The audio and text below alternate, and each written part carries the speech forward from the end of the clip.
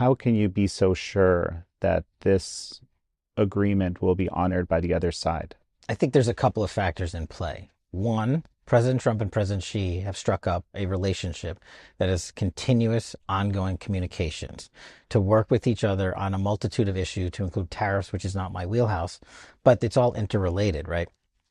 The fentanyl tariffs, it's no surprise, were issued by President Trump because too many Americans were being killed. And they worked out an agreement where they said our agencies are going to meet and make sure that there is no more fentanyl precursor flowing into the drug trafficking organizations, ultimately America.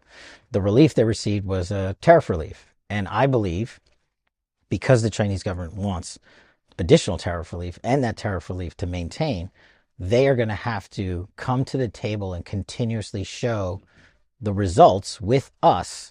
And that was my part of my agreement with my counterpart at the MPS. We are going to continue to work together. This wasn't a one-off. If I got to go back, I'll go back.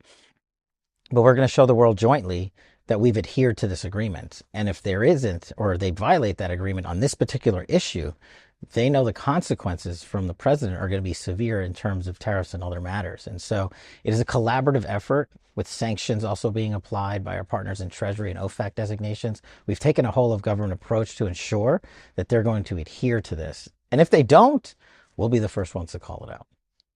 It sounds like, would it be fair to characterize it that the U.S. government is using many forms of leverage to ensure compliance on the Chinese side?